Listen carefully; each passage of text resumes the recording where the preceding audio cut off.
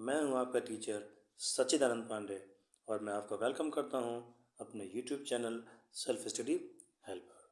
दोस्तों, हम लोग आजकल पढ़ रहे थे क्लास 8 की हिस्ट्री का एक चैप्टर, और जिस बुक से मैं आपको पढ़ा रहा हूं वो बुक है लैंडमार्क इंटीग्रेटेड सोशल साइंसेस। तो ये क्लास 8 की लैंडमार्क पब्लिकेशन की बुक है, ठीक है।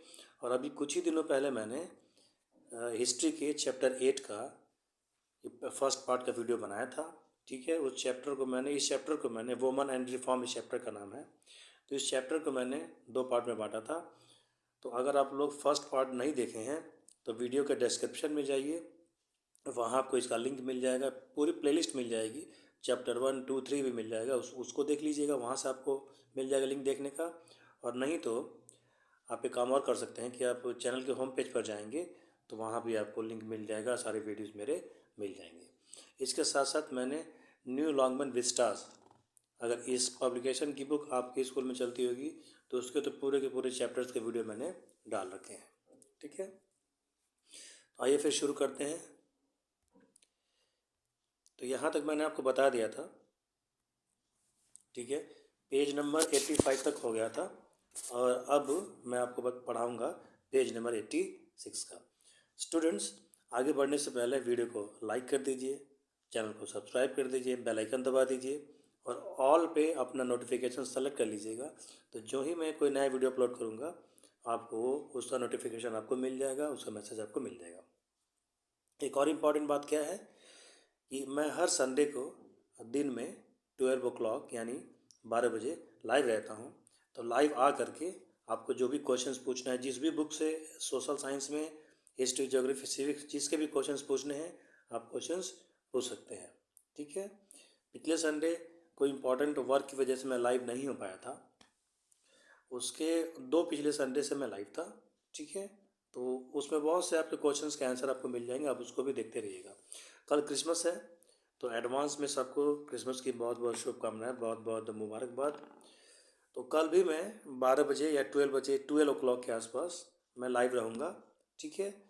आप समय निकाल करके लाइव आइएगा और जो भी क्वेश्चंस आपको पूछना है आप उस क्वेश्चंस को पूछ सकते हैं। जिस भी हेडिंग में, जिस भी टॉपिक में आपको समस्या हो, आप अपनी समस्या को आप हमसे पूछ सकते हैं। चलिए अब बिना देर के हम वीडियो को शुरू करते हैं। वुमेन्स एजुकेशन, यहाँ से हमको पढ़ाना था। इसमें सबसे पहले आपको एक नाम दिया हुआ है, रस सुंदरी देवी, ठीक है। तो उस ज़माने में, जैसा कि मैंने आपको बताया पहले वीडियो में, कि गर्ल्स और वुमेन्स के लिए एजुकेशन काफ़ी टफ मैटर था। घर के जो गार्जियंस होते थे वो ज़्यादा इंटरेस्ट लेते नहीं थे पढ़ाने में, ठीक है। उनको ये था कि भाई लड़की है, गर्ल है, तो हाउस होल्ड वर्क जान जाए, घरेलू काम जान जाए, डोमेस्टिक वर्क जान जाए, घर की साफ़ सफाई जान जाए, खाना बनाना जान जाए, ठीक है, उसकी शादी कर दी जाएगी, बस यही तक उसका उनकी सोच थी। लेकिन उस टाइम में भी कुछ बहादुर महिलाएं थीं, कुछ बहादुर लड़कियां थीं, जिन्होंने पढ़ाई खुद की और अपने लिए एक आइडियल स्थापित किया और बाकी के लिए भी वो इंस्पिरेशन का काम किया और इंस्पिरेशन बनी। उसी में से एक थी रस सुंदरी देवी। इन्होंने अपना एक ऑटोबायोग्राफी लिखी है, अपनी खुद की कहानी लिखी है। जब कोई खुद की कहानी लिखता है तो उसे ऑटोबायोग्राफी कहते हैं, और आपकी कहानी कोई और लिखेगा तो उसे बायोग्राफी कहेंगे। अगर आपकी लाइफ के बारे में कोई और लिखता है तो बायोग्राफी हो जाती है, और आप अपनी लाइफ के बारे में खुद लिखते हैं तो वो हो जाता है ऑटोबायोग्राफी। तो अमर जीवन नाम की इनकी एक बुक है जो 1876 में इन्होंने लिखा था, और इसमें उन्होंने अपने बचपन के बारे में, अपने कहानी को उन्होंने लिखा था। उसमें उन्होंने बताया कि किस प्रकार से वो एक जल्दी उनकी शादी कर दी गई थी और उनके साथ भी वो चीज़ें हुई जिनकी चर्चा हमने पहले की थी। तो उन्होंने वो चोरी चोरी क्या करती थी, पढ़ती थी, ठीक है। और 50 साल की जब हुई, 50 की जब हुई, तो तब तक उनको पढ़ना लिखना आ गया था, ठीक है। तो उनकी बुक्स को, जब उनकी बुक पब्लिश हुई, ठीक है, उनकी ऑटोग्राफी जब पब्लिश हुई, तो बाकी लेडीज़ ने, बाकी महिलाओं ने जब उनके किताब को पढ़ा तो उन्होंने सोचा कि जब रस सुंदरी देवी कर सकती हैं तो हम लोग क्यों नहीं कर सकते। जब वो पढ़ सकती हैं तो हम भी पढ़ सकते हैं। तो उससे कई हज़ारों लाखों महिलाओं ने इंस्पिरेशन लिया, प्रेरणा लिया, और वो भी पढ़ने लिखने को बात करने लगी। उसके बाद से रुकैया हुसैन नाम की एक महिला थी। तो आप तो जानते हैं कि मुस्लिम्स में आज भी जो है कि एजुकेशन के मामले में गर्ल्स को, ठीक है, बहुत ज़्यादा दूर नहीं पढ़ने भेजा जाता है, या उतना ज़्यादा एजुकेशन, गर्ल्स एजुकेशन के बारे में अभी उतना ज़्यादा वो एक्टिव नहीं है। कुछ कुछ गांव, कुछ कुछ विलेजेस, कुछ कुछ जगहें ऐसी हैं जहां वो एक्टिव नहीं है। हाँ, पहले से बहुत सुधार आया है, ठीक है, मुस्लिम लड़कियां भी अब पढ़ने जाती हैं, घर से बाहर निकलती हैं, पढ़ती हैं, लेकिन अभी उतनी जागरूकता, अवेयरनेस उसमें नहीं आई है। तो 200-250 साल पहले की जो कहानी बता रहा है आपके बुक में, तब मुस्लिम्स की जो लड़कियां होती थी तो उनको घर पे ही पढ़ाया जाता था, पर्दा पड़ता था, उनके यहाँ बुर्का सिस्टम चलता है, बुरखा सिस्टम चलता है, ठीक है। तो इसलिए जो है कि बहुत दिक्कत थी उनके एजुकेशन के मामले में। उन्होंने अपनी एक नॉवेल लिखी थी, सुल्तानाज ड्रीम, ठीक है। सुल्तानाज ड्रीम में उन्होंने बताया था, लिखा था कि कैसे पर्दा प्रथा के नाते, बुर्का पहनने के नाते, मतलब पर्दा करने के नाते कई सारी चीज़ें वो सीख नहीं पाई, कई सारी चीज़ें वो नहीं कर पाई, ठीक है। बाद में जो है कि सर सैयद अहमद ख़ान नाम के एक पर्सन आए। यही सर सैयद अहमद ख़ान हैं जिन्होंने ओरिएंटल एंग्लो स्कूल क्या किया था कि ओरिएंटल एंग्लो मोहम्मडन स्कूल खोला था एक, ठीक है, अलीगढ़ में खोला था, ओरिएंटल एंग्लो मोहम्मडन स्कूल खोला था। उसी को बाद में उसी को बाद में अलीगढ़ मुस्लिम यूनिवर्सिटी में कन्वर्ट कर दिया गया। आजकल जो अलीगढ़ मुस्लिम यूनिवर्सिटी आप देखते हैं, तो वही वो स्कूल था जो सर सैयद अहमद ख़ान ने खोला था। सर सैयद अहमद ख़ान जो थे ये एक मॉडर्निस्ट थे, और मुस्लिमों को मॉडर्न एजुकेशन दिलवाने के लिए ये एफर्ट करते थे। इनका मानना था कि मुस्लिम्स अपनी धार्मिक तालीम भी लें, ठीक है, वो कुरान वगैरह भी पढ़ें, जो उनकी रिलीजियस टीचिंग्स हैं उसको भी पढ़ें, लेकिन साथ साथ में मॉडर्न जो इंग्लिश है, फिजिक्स है, केमिस्ट्री है, बायो है, मैथमेटिक्स है, उसको भी वो पढ़ें। केवल रिलीजियस बुक्स पढ़ कर के वो सीमित ना रहें, क्योंकि उससे उनका ऑलराउंड डेवलपमेंट नहीं होगा। उनके अनुसार अगर मॉडर्न ज़माने के साथ चलना है, टाइम के साथ कदम ताल बढ़ाना है, तो ये जो साइंस है, साइंस भी उनको पढ़नी चाहिए, उनको मैथमेटिक्स भी पढ़नी चाहिए। इसी पर्पज़ को लेकर के उन्होंने मोहम्मदन एंग्लो ओरिएंटल स्कूल जो खोला था, जो बाद में क्या बन गया, तो आपका अलीगढ़ मुस्लिम यूनिवर्सिटी बना, ठीक है। तो सर सैयद अहमद ख़ान ने बहुत सारा जो है कि काम किया मुस्लिमों के भलाई के लिए, उनके एजुकेशन के लिए, और उन्होंने पर्दा सिस्टम का भी जो है कि विरोध किया था, ठीक है, कि हर जगह महिलाओं को पर्दे में रहना ठीक नहीं है, जहाँ उचित है वहाँ रहें, उसमें कोई दिक्कत नहीं है, लेकिन एजुकेशन के लिए तो उनको आगे आना चाहिए, और जैसे सब लोग एजुकेशन लेते हैं उनको भी लेना चाहिए, ठीक है। बहरहाल ये उनके विचार थे, ये मेरे अपने विचार नहीं हैं, ठीक है। तो ये सब चीज़ें होती रहीं, और ऐसे ही समय समय से महान लोग, ग्रेट पर्सनालिटीज़ आते गए, जिन्होंने समय के साथ साथ समाज को दिशा दिखाई, समाज को डायरेक्शन दिखाई, और उनके भले के लिए काम किया। उस ज़माने में गार्जियंस के जो है कि दो ग्रुप हुआ करते थे। पहला जो ग्रुप था, पहला जो कैटेगरी थी, वो लोग ये मानते थे कि गर्ल्स को पढ़ाने लिखाने की क्या ज़रूरत है, वो घर बार चलाना सीख जाएं, साफ़ सफाई करना सीख जाएं, खाना बनाना सीख जाएं, घरेलू काम उनको आता है, शादी कर दीजिए, बाद में बच्चे संभालें, परिवार संभालें, हस्बैंड संभालें, ठीक है। पढ़ाई लिखाई करके वो ये काम नहीं कर पाएंगी।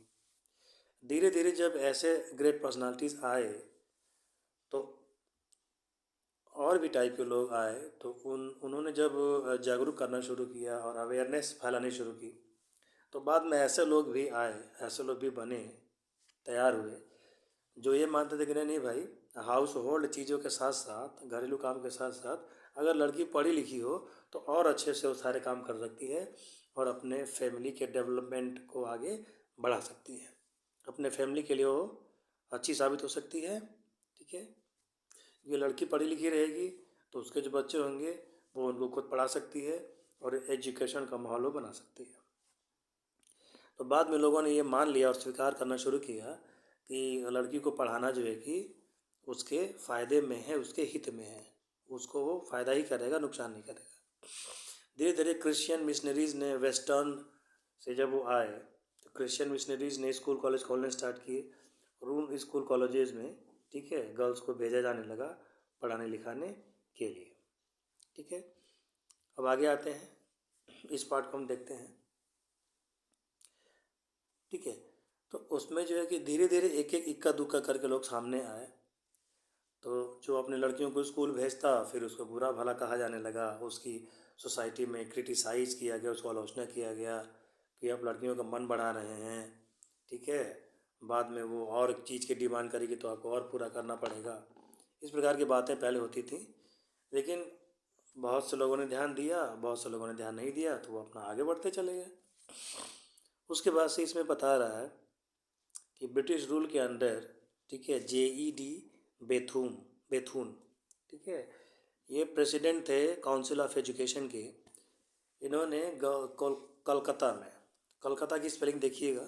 आजकल जो आप कलकत्ता की स्पेलिंग लिखते हैं वो लिखते हैं कोलकाता, तो कलकत्ता ये पुराना नाम है। तो वहाँ पे गर्ल्स के लिए स्कूल खोला गया और ईश्वर चंद्र विद्यासागर का नाम मैंने आपको पहले भी बताया था। इन्होंने भी, ठीक है, इन्होंने भी अपने स्तर से एफर्ट करके प्रयास करके गर्ल्स के लिए स्कूल कॉलेजेस खुलवाए। ठीक है, और बंगाल में बहुत सारे बहुत सारे स्कूल बंगाल में लड़कियों के लिए खुल गए। उसके बाद से वेस्टर्न पार्ट ऑफ इंडिया में, भारत के वेस्टर्न पार्ट में, महाराष्ट्र में, गुजरात में, ठीक है, इनकी जो हिंदू गर्ल्स थी वो घर पे ही उनको एजुकेट किया जाता था। ठीक है, हिंदू गर्ल्स एजुकेट होती थी, कुछ गर्ल्स जो है कि पढ़ने भी जाती थी, यानी उनमें उतना पर्दा सिस्टम नहीं था।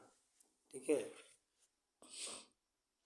पर्दा सिस्टम थोड़ा बहुत था, लेकिन एजुकेशन के मामले में पर्दा सिस्टम नहीं था। ठीक है, घर पे उनकी पढ़ाई लिखाई होती थी। और उसके बाद से धीरे धीरे जब माहौल बदला तो बॉम्बे में 1847 में उनके लिए स्कूल कॉलेजेस खोले गए। बंगाल में तो धड़ाधड़ खुलते चले गए। उसके बाद से अहमदाबाद में, सूरत में, ये सब सिटीज़ हैं गुजरात के, वहाँ पे जो खुलने लगा।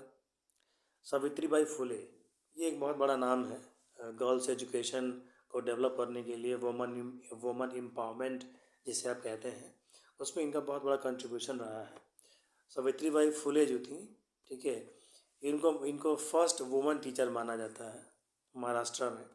ठीक है, तो ये अपने हस्बैंड के साथ, इनके हस्बैंड का नाम ज्योतिबा फुले था, दोनों ने मिल करके गर्ल्स के एजुकेशन के लिए बहुत सारे काम किए, स्कूल खोले उनके लिए। ठीक है, और स्पेशली जो लोअर कास्ट की गर्ल्स थी उनको स्पेशली ध्यान दिया गया कि वो ज़्यादा से ज़्यादा वो एजुकेशन के लिए सामने आए। ठीक है, उसके बाद से जब उन्होंने ये सब काम करने शुरू किए हस्बैंड वाइफ दोनों ने, तो बहुत सारा जो है कि उनको विरोध का सामना करना पड़ा। लोगों ने उनको अपोज किया कि अब लड़कियों की बिगाड़ रहे हैं, लड़कियां पढ़ लिख लेंगी तो ज़्यादा सवाल जवाब करेंगी, ठीक है, फिर वो घर के काम करने से इनकार कर देंगी, हम तमाम प्रकार की बातें। ये काफ़ी टीवी सीरियल्स में, फिल्मों में भी ये सब चीज़ें दिखाई जाती हैं। उस टाइम के जब सीरियल्स दिखाए जाते हैं, उस टाइम के जब सीन दिखाए जाते हैं, तो आपने काफ़ी सीरियल्स में, काफ़ी फिल्मों में ये सब घटनाएं देखी होंगी। ठीक है, तो वही सब सिस्टम था। जल्दी लोग सामने नहीं आते थे अपने गर्ल्स को एजुकेट करने के लिए। ठीक है, उसके बाद से पर्दा स्कूल जो है कि मुस्लिम गर्ल्स के लिए और पेरेंट्स के लिए जो है कि अश्योर किया गया, खोला गया, कि जिसमें पर्दा मतलब बुर्खा वर्खा पहन के भी गर्ल्स जाती थी और वहाँ उनकी पढ़ाई होती थी। रुकैया हुसैन ने खुद एक जो है कि भागलपुर में, ये भागलपुर आपका बिहार में है, बिहार में ही होना चाहिए। ठीक है, यूपी में भी आप एक भागलपुर है, अब यहाँ क्लियर नहीं किया है कि कौन सा भागलपुर। 1909 में, 1909 में, ठीक है, भागलपुर में अपने हस्बैंड के याद में, मेमोरी में उन्होंने एक स्कूल खोला था। ठीक है, उन्होंने कलकत्ता में भी 1911 में एक स्कूल खोला था। ठीक है, और लखनऊ में भी जो है कि धीरे धीरे स्कूल खुलने लगे, अलीगढ़ में भी खुलने लगे। तो ऐसे करते करते 19वीं सेंचुरी पूरा होने तक, यानी 1801 से लेकर के 1899, लगभग 100 ईयर, 99 ईयर का जो पूरा टाइम ले लिया जाए, तो उसमें बहुत सारे जो है कि स्कूल कॉलेजेस खुल गए गर्ल्स एजुकेशन से ओरिएंटेड। इसमें गर्ल्स को बेटर एजुकेशन, बेस्ट एजुकेशन दी जाती थी। और बहुत सारे गार्जियंस अपनी अपनी बेटियों को, अपने अपने लड़कियों को एजुकेशन के लिए भेजने लगे। धीरे धीरे मौसम बदला, धीरे धीरे समय बदला, टाइम बदला, लोगों की सोच बदली, गार्जियंस का माइंड सेटअप बदला, और जो है कि गार्जियंस अपने बेटियों को, अपने लाडलियों को भेजने लगे। धीरे धीरे सब चीज़ें बदलती चली गई। तो ये जो स्कूल कॉलेज खोलते थे, ये धीरे धीरे जो है कि फैलने लगे, और डिफरेंट डिफरेंट सब्जेक्ट्स पे, ठीक है। किसी स्कूल में मेडिसिन पढ़ाई जाती, किसी स्कूल में लॉ पढ़ाया जाता, किसी में टेक्निकल सब्जेक्ट पढ़ाया जाता, किसी में इंडस्ट्रियल कोर्स पढ़ाए जाते, ठीक है। किसी में चाइल्ड वेलफेयर पढ़ाया जाता, तो हेल्थ के विषय में पढ़ाया जाता। जैसे जैसे जो कोर्स आज आप देखते हैं ना स्कूल कॉलेजेस में, MBA हो गया आपका, MCA हो गया, पॉलिटेक्निक हो गया, BTech हो गया, ये तो आज की चीज़ें हैं। धीरे धीरे जब एजुकेशन सिस्टम शुरू हुआ गर्ल्स के लिए, और ज़्यादा जब स्कूल कॉलेज खोलने लगे, तो धीरे धीरे एक टाइम ऐसा भी आया कि इन सब के भी स्कूल कॉलेजेस खोलने लगे। केवल plain education, BA, BSc, BCom, BSc AG, MSc, ठीक है, ये सब तो लड़कियां पढ़ती ही थीं। धीरे धीरे जो टेक्निकल कोर्सेज हैं, जो नए नवेले कोर्सेज हैं, जो एडवांस कोर्सेज हैं, वे भी समय समय से आने लगे, और गर्ल्स जो है कि वे भी कोर्सेज पढ़ने लगी। फिर गर्ल्स डॉक्टर बनने लगीं, इंजीनियर बनने लगीं, ठीक है, टीचर बनने लगीं, पायलट बनने लगीं, ठीक है, आर्मी में भर्ती होने लगीं, और चीफ मिनिस्टर भी बनी, प्राइम मिनिस्टर भी बनी, और इंडिया की प्रेसिडेंट भी वो बनी, ठीक है। लेकिन ये सब चीज़ें एक दिन में नहीं हुई, सैकड़ों साल का समय लगा माइंडसेट को चेंज करने में और चीज़ों को बेहतर करने में। तो इसमें जो भी ग्रेट पर्सनालिटीज़ ने का अपना अपना कंट्रीब्यूट किया, जैसे रससुंदरी देवी थी, और ज्योतिबा फुले हो गई, ज्योतिबा फुले हो गए, सावित्रीबाई फुले हो गई, ठीक है, सावित्रीबाई फुले हो गई, रुकैया हुसैन हो गई, ठीक है, रससुंदरी देवी हो गई, पंडिता रामाबाई हो गई। इन लोगों का जितना भी इसमें थैंक्स इनको बोला जाए उतना कम है, क्योंकि अगर ये लोग सामने ना आए होते, और सामने रह कर के विरोध का सामना करके स्कूल कॉलेजेस खोलने के लिए लोगों को ना इंस्पायर किया, और लोगों को अपने बेटियों को पढ़ाने के लिए ना इंस्पायर किया होता, तो शायद और भी टाइम लगता ये सब चीज़ें होने में, ठीक है। तो चलिए, इसी के साथ जो है कि इस चैप्टर का पूरा पूरा एक्सप्लेनेशन मैंने कर दिया।